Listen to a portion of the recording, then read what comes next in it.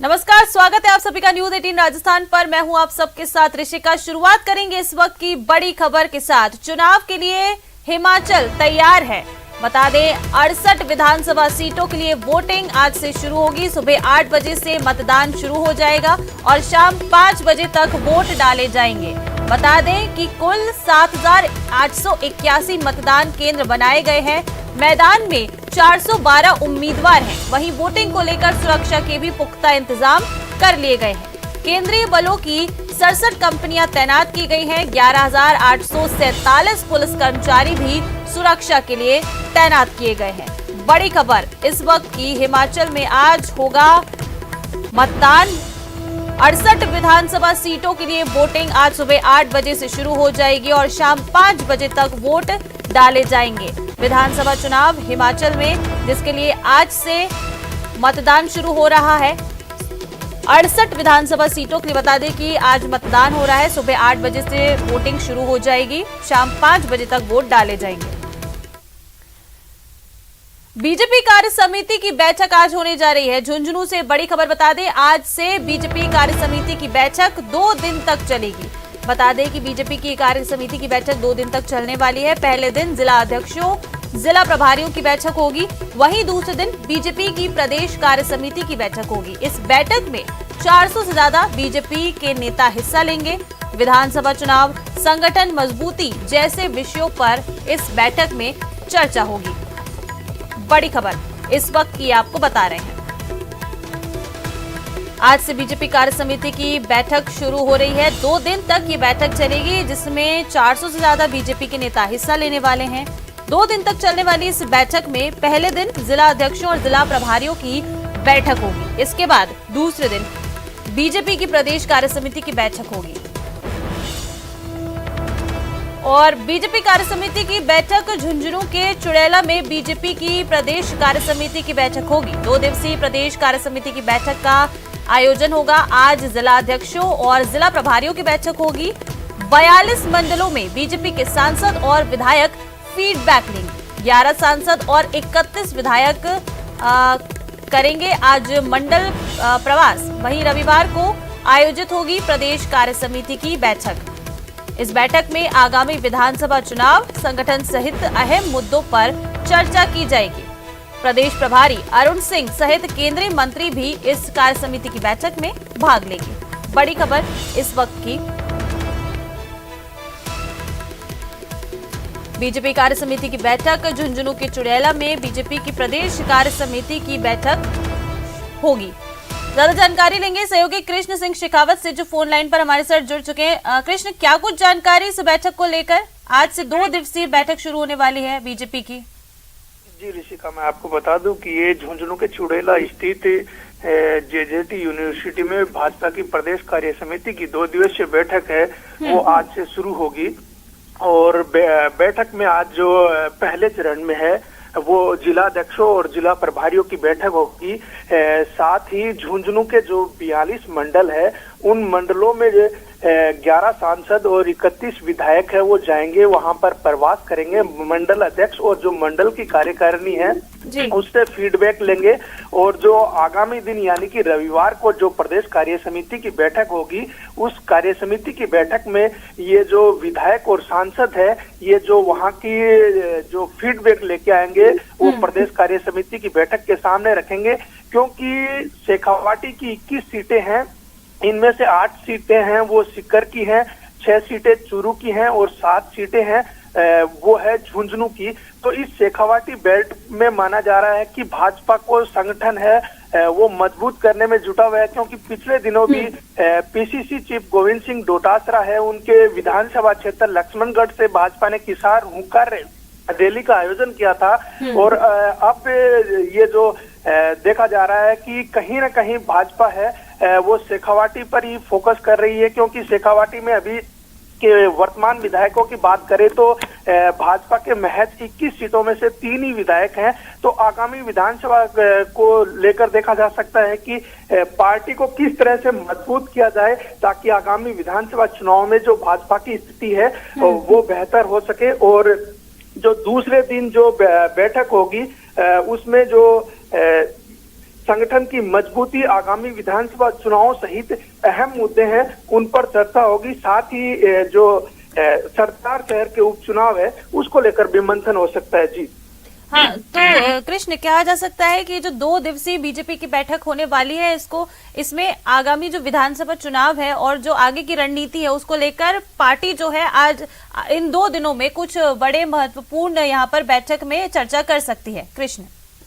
हाँ, ये साफ तौर से देखा जा सकता है कि आगामी जो विधानसभा चुनाव है उसकी जीत को लेकर रणनीति तैयार की जा सकती है। साथ ही कांग्रेस को किस तरह से घेरा जाए और उसकी जो 4 साल की जो खामियां हैं वो जनता के बीच किस तरह से पहुंचाई जाए, ताकि जनता है वो पूरी तरीके से भांप सके कि किस तरह से कांग्रेस ने जो लोगों से वादाखिलाफी की है। क्योंकि पिछले दिनों जो किसान हुकार रैली हुई थी तो राजस्थान में अब तक बाजरे की है वो समर्थन मूल्य पर खरीद नहीं हो पाई है। और बात करें तो जो 10 दिन में कर्जा माफी सहित अनेक मांगे थी जिसको लेकर किसान है वो लंबे समय से मुखर है। तो जिस तरह से ये जो शेखावाटी है ये किसानों और सैनिकों की धरा कही जाती है, तो कहीं न कहीं पार्टी ये मान के चल रही है कि किसानों और सैनिकों को है उससे जोड़ा जाए पूरी तरीके से। साथ ही जो आगामी विधानसभा चुनाव है उसको लेकर भी रणनीति तैयार की जाए। साथ ही जो विधायक और जो पार्टी के अन्य कार्यकर्ता हैं, जो पदाधिकारी हैं, बिल्कुल कृष्ण, जो 2 दिवसीय बैठक होने जा रही है इसमें महत्वपूर्ण निर्णय लिए जा सकते हैं। आपसे अपडेट लेते रहेंगे। आपका शुक्रिया तमाम जानकारी के लिए।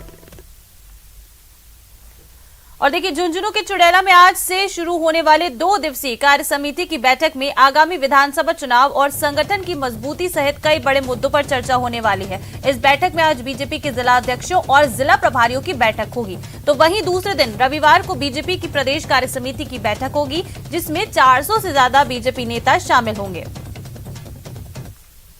कुछ तैयारियां की जा रही है, किस तरह का क्या आयोजन होगा? देखिए, इस कार्य समिति को लेके पूरे कार्यकर्ताओं में, झुंझुनू जिले के कार्यकर्ताओं में उत्साह का माहौल भी है, क्योंकि कई सालों से यहाँ पे कार्य समिति की यहाँ कभी हुई नहीं है। जो पहली बार जब मेज़बानी का मौका मिला है तो यहाँ के कार्यकर्ताओं में उत्साह, पूरे शहर को सजाया भी जा रहा है। और इस कार्य समिति के तहत भारतीय जनता पार्टी केंद्र और प्रदेश के निर्देशानुसार जितने भी हमारे यहाँ पे जो प्रतिभागी आ रहे हैं, हमारे पदाधिकारी आ रहे हैं, केंद्र के नेता आ रहे हैं, हमारे प्रदेश के सभी नेता यहाँ पे 2 दिन रहने वाले हैं, 12 और 13 को। उससे पूर्व कुछ हमारे जनप्रतिनिधि हैं, सांसदों, विधायकों या पार्टी के पदाधिकारी हो, उन लोगों का मंडलों में प्रवास भी तय किया है। वो 1 रात्रि मंडल में प्रवास करेंगे और उस मंडल में, यहाँ आपके झुंझुनू के जो 42 मंडल हैं, उन प्रत्येक मंडल में प्रदेश की तरफ से प्रवास तय हुआ है। वो वहीं पे उनका रात्रि विश्राम रहेगा मंडल में, और सभी कार्यकर्ताओं से मिलके किस प्रकार से संगठन का वहाँ विस्तार हो रहा है, अगर कोई कमी है तो क्या कमी हम किस तरीके से दूर कर सकते हैं, इस प्रकार से एक प्रवास की योजना भी इस कार्य समिति से 1 दिन पहले बनी है। बाकी यहाँ पे 12 और 13 तारीख को सभी नेता रहेंगे। 13 को हमारी प्रदेश की बड़ी वृहद, जिसको कार्य समिति कहते हैं, वो यहाँ रहने वाली है। और उस कार्य समिति में हमारे अलग अलग जो सत्र प्रदेश की तरफ से तय किए हुए हैं, वो हमारी बैठ के निरंतर शाम को 6 बजे तक चलने वाली है। और सभी मुद्दों पे यहाँ पे एक उद्घाटन सत्र से लेके और राजनीतिक प्रस्ताव, निंदा, इस तरीके की पूरी जो कार्य समिति का फॉर्मेट होता है, उसी फॉर्मेट में हमारी कार्य समिति यहाँ पे रहने वाली है। और झुंझुनू में आज से बीजेपी की प्रदेश कार्य समिति का आगाज होने जा रहा है, जिसमें राज्य के सभी बीजेपी सांसद और विधायक हिस्सा लेंगे। बीजेपी मिशन 2023 के लिए शेखावटी फतेह के मकसद से इस बार कार्य समिति झुंझुनू में कर रही है, जहां जन आक्रोश यात्रा, सरदार शहर उपचुनाव समेत कई मुद्दों पर चर्चा होगी। कार्य समिति में राजनीतिक प्रस्ताव होंगे और उस पर विशेष चर्चा होगी। जो हमारा जन आक्रोश जो आंदोलन है उस पर चर्चा होगी। कुछ और एजेंडे हैं जो तात्कालिक मुद्दे होंगे, उन पर चर्चा होगी। पार्टी के जो प्रमुख लोग हैं वो सब जुटेंगे और मुझे लगता है कि शेखावाटी में बहुत अरसे बाद इस तरीके का बड़ा राजनीतिक आयोजन होगा, तो उसका असर निश्चित रूप से राजस्थान की राजनीति। और जालौर के सांचौर से बड़ी खबर आ रही है। सांचौर में व्यापारी से 4 लाख की लूट हुई है। बता दें कि 4 लाख की लूट हुई है। रुपयों से भरा बैग छीनकर बदमाश फरार हो गया। सांचौर थाने के पास ही बता दें कि ये लूट की पूरी वारदात हुई है। बाइक पर सवार होकर ये बदमाश आए थे। इसके बाद जब सूचना मिली तो सांचौर पुलिस ने नाकेबंदी कराई और पुलिस आरोपियों की अब तलाश कर रही है। सांचौर पुलिस थाने के पास दादावाड़ी रोड की पूरी घटना आपको बता रहे हैं। यहाँ 4 लाख की लूट हुई है। बड़ी खबर है ये, जालौर के सांचौर से व्यापारी से 4 लाख की लूट हुई है। रुपयों से भरा बैग छीनकर 3 बदमाश फरार हो गए हैं। सांचौर थाने के पास ही ये लूट की वारदात हुई है। बाइक पर सवार होकर ये 3 बदमाश आए थे। इसके बाद सूचना दी गई और सांचौर पुलिस ने इलाके में नाकाबंदी करा दी है और अब आरोपियों की तलाश शुरू कर दी गई है। बड़ी खबर इस वक्त की, 4 लाख की लूट हुई है व्यापारी के साथ। जालौर के सांचौर से बड़ी खबर, व्यापारी से 4 लाख की लूट हुई है। रुपयों से भरा बैग छीनकर 4 लाख रुपए जिस बैग में रखे थे वो 3 बदमाश बैग लेकर फरार हो गए हैं। और चलिए आगे बढ़ते हैं। जोधपुर के फलौदी से बड़ी खबर ये आपको बता रहे हैं। यहां दिन दहाड़े व्यापारी से 81 लाख की लूट हुई है। रायका बाग में एक व्यापारी के साथ 81 लाख रुपए की लूट हुई है। व्यापारी बैंक से ही पैसा लेकर स्कूटी से घर लौट रहा था। इस रेकी के बाद लुटेरों ने इस पूरी वारदात को अंजाम दिया। ब्रेजा कार में सवार होकर ये लुटेरे आए थे जिन्होंने 81 लाख रुपए की इस लूट की वारदात को अंजाम दिया। वही वारदात के बाद आरोपी मौके से फरार हो गए। फलौदी पुलिस को सूचना दी गई जिसके बाद घटनास्थल पर पुलिस पहुंची और मौके का एक सीसीटीवी फुटेज भी सामने आया है जो आपको टीवी स्क्रीन पर दिखा रहे हैं। देखिए, ये ब्रेजा कार में सवार होकर आए थे आरोपी और स्कूटी भी वहीं गिरी हुई नजर आ रही है। ये स्कूटी से ही व्यापारी जो है 81 लाख रुपए एक बैग में लेकर जा रहे थे। संभवतः इन बदमाशों ने पहले रेकी की व्यापारी की, उसके बाद इस पूरी लूट की वारदात को अंजाम दिया। ये देखिए सीसीटीवी फुटेज पास में लगे एक दुकान का या कहीं का ये सीसीटीवी फुटेज है आसपास का जो सामने आया, जिसमें साफ देखा जा सकता है कि किस तरह से ब्रेजा कार में सवार होकर बदमाश आए। स्कूटी भी वहां गिरी हुई है और मौके से 81 लाख रुपए व्यापारी से लूटकर ये 3 बदमाश फरार हो गए। 4 लाख बताए जा रहे हैं कि 81 लाख, माफ कीजिएगा, 81 लाख रुपए की ये पूरी लूट हुई है। यहाँ व्यापारी के साथ बैंक से पैसा लेकर ही ये व्यापारी आ रहा था। रेकी की इन बदमाशों ने और वारदात को अंजाम दिया। पाली से भी एक बड़ी खबर आ रही है। यहाँ एक कार ट्रक से टकरा गई है जिसमें 4 की मौत हो गई। अनियंत्रित होकर कार ट्रक से टकराई और कार में सवार 4 लोगों की मौत हो गई। परिवार के साथ घूमने जा रहे थे सभी एयरफोर्स ऑफिसर। बताया जा रहा है कि कार का टायर फटने की वजह से पूरा हादसा हुआ। पाली के सुमेरपुर के पास का ये पूरा हादसा, दर्दनाक हादसा हो गया है। पाली से बड़ी खबर है, ट्रक से एक कार टकरा गई जिसमें 4 लोगों की मौत हो गई है। अनियंत्रित होकर ये कार ट्रक से टकरा गई, कार में सवार 4 लोगों की मौत हो गई। और प्रतापगढ़ से बड़ी खबर आपको बता दें, खाटू श्याम मंदिर में एक कार जा घुसी है। चैनल को तोड़ते हुए कार अंदर तक घुस गई। भगवान की मूर्ति के सामने जाकर बता दें कि कार रुकी है। वहीं इस हादसे में किसी के भी हताहत होने की सूचना फिलहाल सामने नहीं आई है। कार में सवार दोनों व्यक्ति भी सुरक्षित बताए जा रहे हैं। पूरी घटना जो कि मंदिर में लगे सीसीटीवी कैमरे में कैद हो गई। देखिए तस्वीरें आपको दिखा रहे हैं, टीवी स्क्रीन पर हैं। खाटू श्याम मंदिर में ये कार जा घुसी है। अनियंत्रित हो गई थी कार और चैनल को तोड़ते हुए अंदर तक कार चली गई। ठीक भगवान की मूर्ति के सामने देखिए किस तरह से ये कार जो है आकर रुकी है। फिलहाल इस हादसे में कोई भी जनहानि नहीं हुई है। दोनों जो लोग कार में बैठे थे वो सुरक्षित बताए जा रहे हैं और मंदिर में भी किसी तरह के नुकसान की कोई जानकारी फिलहाल सामने नहीं आई है। ये पूरी घटना मंदिर में जो सीसीटीवी कैमरा लगा है उसमें कैद हो गई। तस्वीर आपको दिखा रहे, देखिए कितनी तेज रफ्तार से कार चैनल को तोड़ते हुए सीधा मंदिर के अंदर तक घुस आई। और सिरोही के पिंडवाड़ा में क्राइम का ग्राफ लगातार बढ़ता जा रहा है। आए दिन इलाके में महिलाओं के साथ दुर्व्यवहार की घटनाएं सामने आती हैं। अब ताजा मामला बुधवार रात का है, जहां घर में चोरी के इरादे से घुसे 4 चोरों ने पति के सामने विवाहिता से गैंगरेप की वारदात को अंजाम दिया। बता दें, चोरी के इरादे से घर में घुसे इन चोरों ने पहले घर में चोरी की, फिर महिला के साथ दुष्कर्म किया। वहीं डरी सहमी महिला ने 2 दिन के बाद रोहिड़ा पुलिस थाने में मामला दर्ज करवाया है, जिसके बाद पुलिस चारों आरोपियों की तलाश में जुट गई है।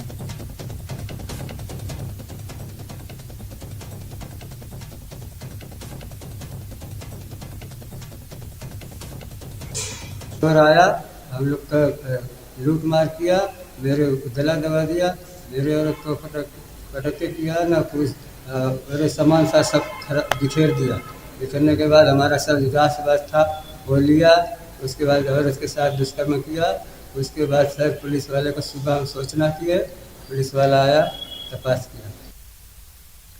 और कोटा से बड़ी खबर सामने आ रही है। यहाँ प्रेमिका को फंसाने को लेकर कत्ल कर दिया गया। प्रेमिका को फंसाने के लिए कत्ल कर दिया गया। कैथून थाना पुलिस ने ब्लाइंड मर्डर का खुलासा किया है। बदमाश ने अनजान युवक का मर्डर कर दिया। शराब पार्टी के बहाने झांसे में लेकर हत्या की। दार देवी के जंगलों में युवक का शव मिला था। आरोपी तोलाराम मीणा ने इस पूरी हत्या की साजिश रची थी।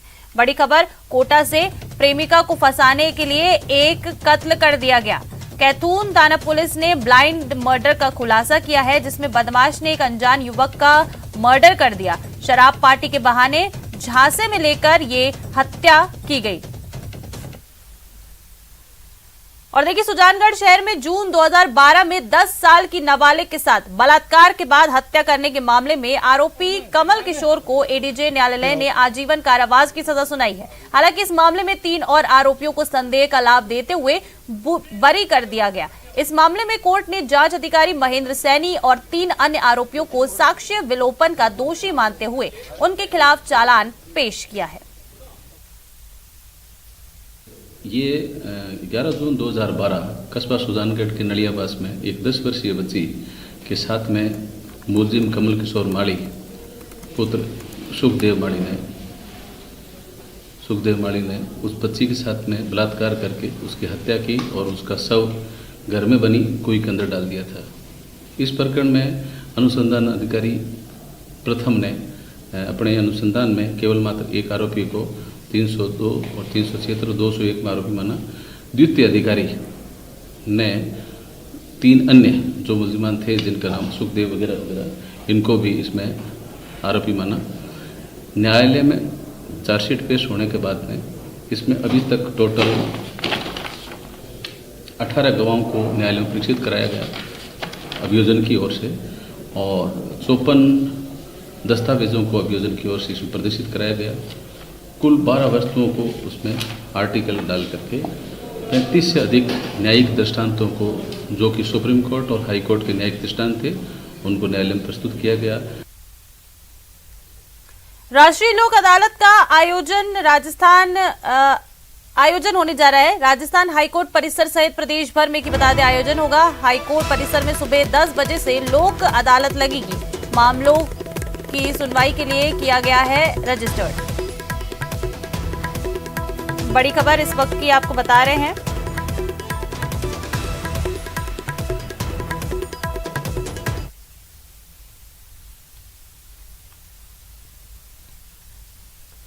और एमजीएच में दीक्षांत समारोह आज होने वाला है। जयपुर महात्मा गांधी यूनिवर्सिटी का दीक्षांत समारोह आयोजित होगा। लोकसभा अध्यक्ष ओम बिरला इसमें शिरकत करने वाले हैं। मेडिकल स्टूडेंट्स को आज डिग्रियां दी जाएंगी। मेधावी छात्रों को भी सम्मानित किया जाएगा।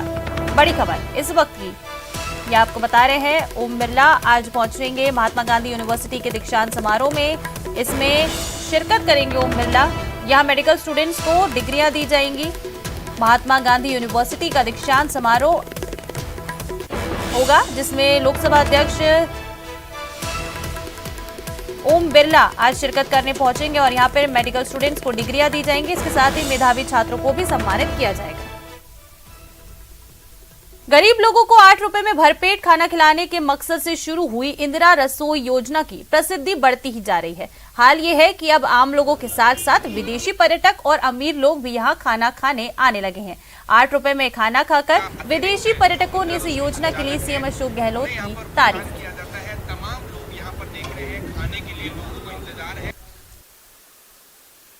इंदिरा रसोई को लेकर लोगों में किस तरीके का क्रेज है वो आप देख सकते हैं। सचिवालय स्थित ये जो इंदिरा रसोई है यहाँ पर लोगों की लंबी कतार लगी हुई है। हर कोई ये चाहता है कि इंदिरा रसोई का उन्हें गर्म खाना मिले, से सम्मान मिले। तमाम लोग यहाँ पर हमारे साथ मौजूद हैं, गरीब मजदूर से लेकर यहाँ पर जो व्यापारी हैं वो व्यापारी तक मौजूद हैं। आप कहाँ से आए हैं? आपने बताया कि मैं व्यापारी हूँ और इंदिरा रसोई में खाना खाने के लिए आया हूँ। मेरा नाम अब्दुल रशीद खान है, मैं उदयपुर से आया हूँ और राजस्थान का प्रदेश अध्यक्ष हूँ आर्म्स डीलर्स एसोसिएशन का।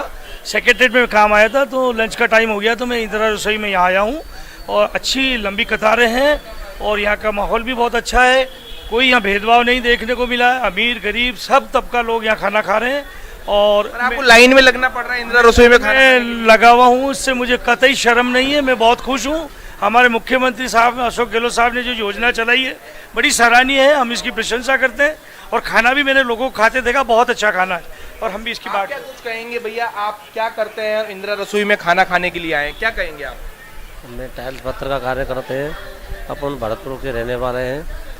एक अच्छा खाना है, सम्मान से मिलता है खाना? सम्मान से मिलता है, कोई प्रॉब्लम नहीं है। क्या कहेंगे आप इंदिरा रसोई के खाने को लेकर? सरकार से कोई गुहार लगाएंगे? सर अपन को तो बहुत अच्छा लगा कि बहन जो 8 रुपए में आज ये खाना मिल रहा है, कहीं 8 रुपए का कोई चीज़ नहीं मिलती है। हमको तो बहुत अच्छा लगा और खाना भी टेस्टी मिलता है। तो देखिए गरीब अमीर से ऊपर उठकर इंदिरा रसोई में किस तरीके से खाना खिलाया जा रहा है। कुछ महिलाएं हमारे साथ मौजूद हैं जो सचिवालय स्थित यहाँ पर आए थे, हम उनसे भी बात करने की कोशिश करेंगे। मैम, आप खाना खा रहे हैं, इस खाने की गुणवत्ता को लेकर कितने संतुष्ट हैं? आप एक गृहिणी हैं, क्या कहेंगे इसको लेकर? बहुत अच्छा खाना है और बहुत स्वादिष्ट है, इसको खा के अच्छा लग रहा है मुझे और बस इतना ही है। मैम, आप अभी कुछ दिनों पहले मुख्यमंत्री अशोक गहलोत के साथ उनकी जो धर्म पत्नी है सुनीता गहलोत, उन्होंने भी खाना खाया था और उन्होंने संतुष्टता जताई थी। कोई मैसेज देना चाहेंगे आप मुख्यमंत्री को कि खाने की गुणवत्ता को लेकर किस तरीके से कोई इंतजार करना पड़ा आप लोगों को? बहुत अच्छा खाना है और रोज खाना आते हैं हम यहाँ। तो देखिए तमाम जो लोग हैं उन लोगों का ये कहना है कि जो खाने की गुणवत्ता है अगर इसी प्रकार से बनी रहती है तो इस ये जो योजना है इंदिरा रसोई, उसका फायदा जन जन तक पहुंचेगा और लोगों को, जरूरतमंद जो लोग हैं उन्हें खाना मिल सकेगा और जो उनका सम्मान है वो बरकरार रह सकेगा। न्यूज़ 18 के लिए रोशन शर्मा की रिपोर्ट। और जयपुर रामबाग गोल्फ क्लब के चुनाव 13 नवंबर को होने जा रहे हैं। इस चुनाव के लिए नामांकन की प्रक्रिया पूरी हो चुकी है। बताया जा रहा है कि इस चुनाव में 3 गुटों ने अपनी दावेदारी पेश की है, जबकि 2 अन्य लोग इंडिविजुअल चुनाव लड़ रहे हैं। रामबाग गोल्फ क्लब के मौजूदा कैंपिंग डॉक्टर अशोक गुप्ता ने एक बार फिर से दावेदारी पेश की है। इस चुनाव के लिए 13 नवंबर को सुबह 11 से शाम 5 बजे तक वोटिंग होगी और इसके बाद चुनाव परिणाम घोषित हो जाएगा। इस चुनाव में कैप्टन पद के लिए डॉक्टर अशोक गुप्ता, शिरीष संचेती और अरुण पालावत गुट मैदान में है, जबकि जयमल सिंह और ऋषि पाल सिंह इंडिविजुअल कैप्टन के पद पर चुनाव लड़ रहे हैं।